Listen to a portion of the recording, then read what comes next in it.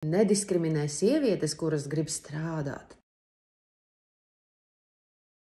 Tā šodien izlasīju savai vienai pazīstamai meitenei komentāru, kuru bija atstājis vīrietis par to, kad viņa parāda, cik forši tas ir dzīvot sievišķīgu dzīvesveidu, ka tev ir vīrs, kurš piepilda tavas vēlmes, kurš palīdz mājas darbos, kurš ļauj tev būt par sievieti, ja, jo tas uzskats, ka tātad, ja es esmu mājās, tātad, es jau tur neko īsti nedaru, vai ne? Un tās sievietes, kuras strādā, jā, tad vienkārši neķerieties viņām klāt. Un tad man liekas par to diskriminēšanu. Neviens tam vīriešiem vispār nav licis tos vārdus mutē. Ja? Kādā jēgā vīrietis izdomā, kad kāda no sievietēm to uztvers vispārībā par diskrimināciju? Kāpēc vispārībā publiskā telpā tādu bezspriģeli būtu jārunā?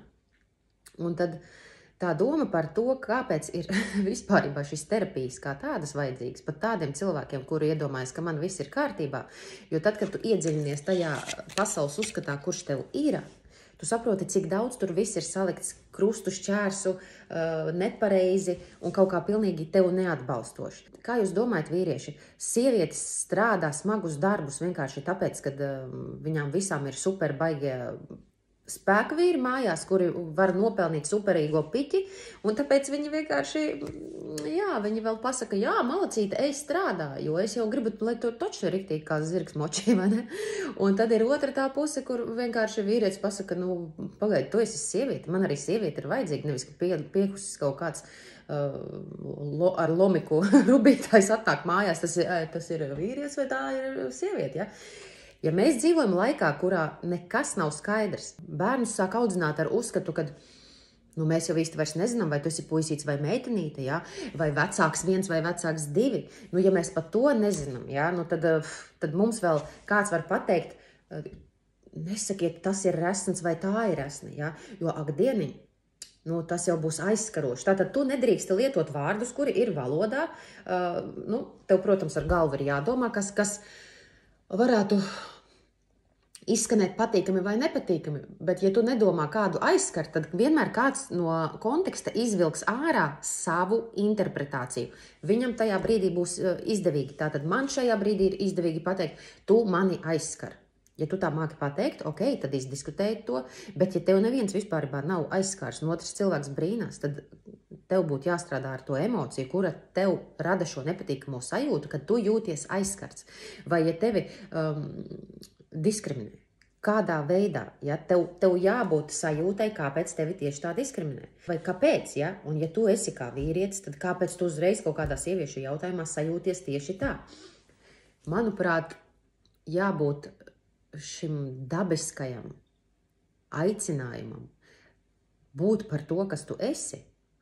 Daba parasti nekļūdās. Ja mums šeit kaut kas aiziet greizi, tad ir arī dažāda veida palīdzība, bet tas nenozīmē, ka visi cilvēki vēlas vai grib to izmantot. Viņiem ērtāk varbūt ir dzīvot tā, kā viņiem ir. Un tā vīrieša un sievietes loma, kad pēkšņi mēs dzīvojam laikā, kad mēs nezināsim, kas mēs esam. Vai tu esi puisīts? Nē, tu paaugsies un tad redzēsim. 14 gados, ja tu vēl domās, ka tu neesi puisīts, tad ok, šņakarēsim visu nost vienkārši, pagaidi, ja 20 gados tu atjēksies, kad kaut kas te sastāsies vietā un būs tomēr savādāk, neko darīt. Mēs dzīvojam brīvā valstī, forši, vai ne?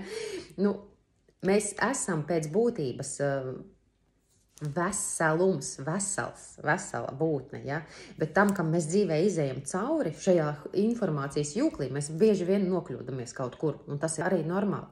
Bet tas uzsvars būtu jāliek uz to, ka mums blakus ir cilvēki, kuri mūs atbalsta mūs, ļauj izaugt, pieaugt.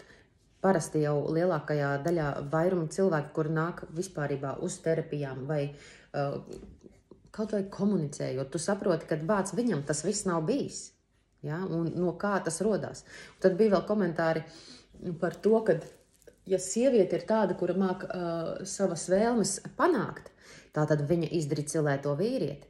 Redziet, tās mammas, kuras uzreiz ir tāds, vai, es savu dēliņu audzināšu tā, lai viņu neviena nevar izdricilēt. Un tad viņi uzaug tādi akmens veči, kuri bāc, es nezinu, kā man izveidot attiecības, tās vecenes viss no maniem kaut ko grib. Kāpēc man neveicās, ja?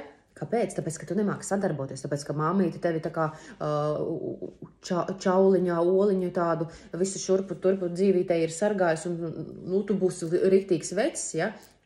Bet tur, kur ir maigums un kaut kāda ieklausīšanās, empātija, vienam otras atdzirdēšana, tur nekā nav, jo visu laiku ir jāizstāv kaut kāda pozīcija, kā tik mani kāds neizčakarē, kā tik mani kāds neapveda stūri, ja?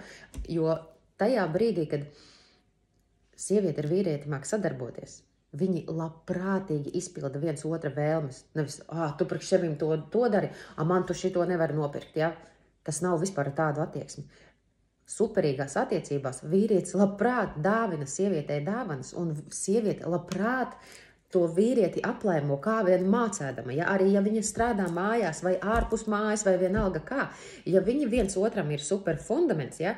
Tā bāze ir kolosāla, tad tur nav runa par to, kad sieviete viena pati rukā, un pēc tam viņa staigā pa veikaliem, kaut ko sev pērk un sēž mājās, skatās uz to vīrieti, kāds tu esi, Lašara, tu vispār neko neinteresējies par mani, nezini, negribi zināt, kas man vispār patīk.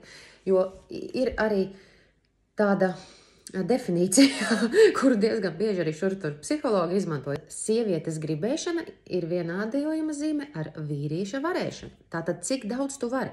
Ne jau runa iet par pilnīgi visām sievietēm. Tas ir tikai normāli, ka citas sievietes izvēlās karjeru, tāpēc, ka viņai tur veicās, viņai tur patīk. Varbūt viņai mājās neveicās, tāpēc viņai arī ērtāk ir iziet karjerā, ja? Jo tur mājās neviens viņu nepiepilda, bet jo vairāk viņa sasniedz, jo tur viņai arī ir labāk. Nedomājieties, cik ērti tad taču ir pateikt, ka vai cik labi nediskriminējiet sievietes. Kāpēc? Ir taču tik forši, kad ir tādi darba zirgi pareizi. Ir taču tik daudz vīriešu, kuri vienkārši pateiks, nediskriminē, ļauj viņam strādāt, jo tad taču man arī ir jādara mazāk. Un galu galā tas jau, ko mamma, sieva izdara ģimenes labā, normāla mamma un sieva, ja? Ja tev ir jāuztur visa māja, ja tev ir jārūpējās par to, lai visi ir pēduši, lai drēbes ir izmazgātas, lai, piemēram, bieži vien, lai rēķini ir apmaksāti, vai viss pārbaudīts, ja? Kaut kur vīrietis varbūt kaut kādas ārpusējas lietas dara. Tas nozīmē, ka par ko ir jāuztraucās tiem vīriešiem, kuri domā, ka kāds kādu te diskriminē, ja, par tādiem tekstiem. Es vienkārši paķēru no ārpuses kaut kādu ideju, lai pafilozofētu par to, un lai jūs ieraugat to nozīmību attiecībās, kad ne no kā, skatoties no malas, cilvēki pūš tādas pīlītes, kad vienkārši nodarbojaties paši ar savām attiecībām. Ja sieviete būs kā vīrietis, tad ko jūs gribat kā vīrieši no viņām sagaidīt? Ja? Tātad es nevēršos pret visiem vīriešiem, un es nevēršos pret visām, ne pret, ne par, nekādīgi. Es vienkārši runāju par to, kad šīs pozīcijas, kurš pret kuru, kā pateica, ko pateica, jūs mazāk domājat par to, kā, kur, kāds kaut ko, bet ko jūs paši darat. Tātad vai tev pašam ir attiecības superīgas, ka tu jaucies kaut kur ar komentāriem, kā tu vari nodarīt kādai citai vai kādam citam pāri. Ja? To jau būtu katram pašam jāizspriež, nevis tev būtu jānorāda. Iedomājieties, es aizietu pie kādas draudzenes un prasīt, klausies, tev neliekās, ka tas tev tur tā kā brauc virsū? Klausies, tev neliekās, ka tas tev tur tā kā bišķi tā kā, pamīkstu ar tevi tur kaut kādīgi apējās vai nevajadzētu vīrišķīgāk vai šitas te vai tas. Ja? Mēs varam spriedelēt mūsu piecskapēku, nekur nevienam nav jāsprauž iekšā pie katra teikuma. Tāpēc ir jābūt tādai vērtībai, lai tev nebūtu vienkārši jāspriedelē par kaut ko, bet lai tava dzīve, tev fakti runātu par to, ka tev viss veicās, nevis varbūt to varētu aizskart kādu. Jā, mēs taču nevaram tiešām runāt par to, jā, ārpēc. Mums tagad ir jābūt ļoti tolerantiem, ja? Jo toleranci mums arī māca. Mums māca caur televīziju, caur dažādiem pasākumiem, kā mums ir jātolerē tās lietas, kuras nav normālas, bet mums māca, ka nē, tas ir normāli, ja mēs nezinām, kas mēs esam piedzimuši. Ja? Tas ir normāli, ka mēs nedrīkstam pateikt, kāpēc tas ir resns, vai pasties, ka tam nav izmazgāti mati, ja? Vai kaut ko. Tas nav runa par to, bet ja tu to esi kaut kur pateicis, tad cilvēks vienkārši uzņemās atbildību. Nevis sāk pūst no tā kaut kāda pīlītāra.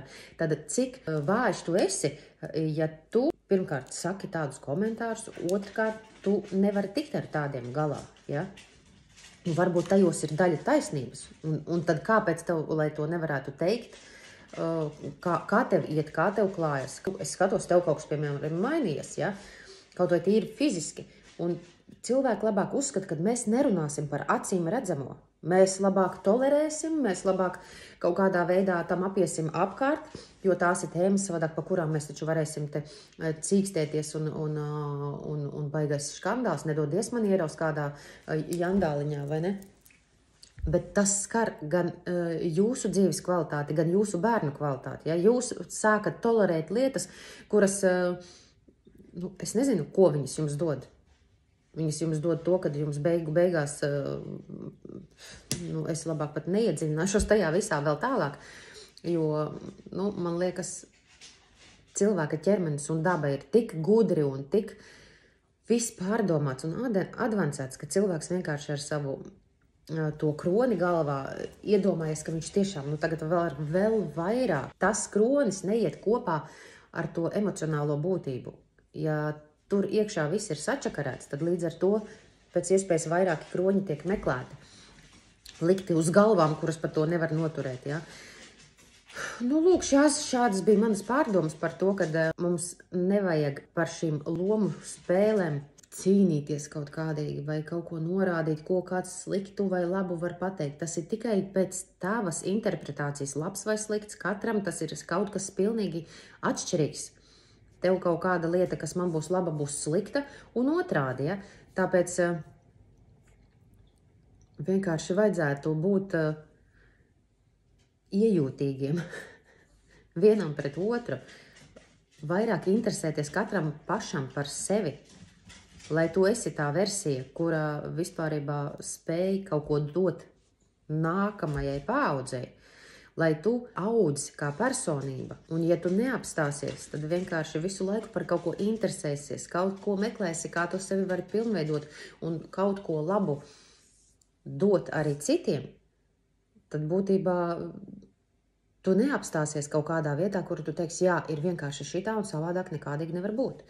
Tāpēc pilnveidojamies, augam, interesējamies, kā mēs vēl sevi varam emocionāli iztīrīt, pacelt, uzbūstot, piepildīt, tā, lai mēs vienkārši paši esam tas resursīgais cilvēks, kas spēj nodot cilvēkiem tādas zināšanas arī tālāk, kuriem pieaugot nav jāmeklē, kāpēc mana dzīve nestrādā.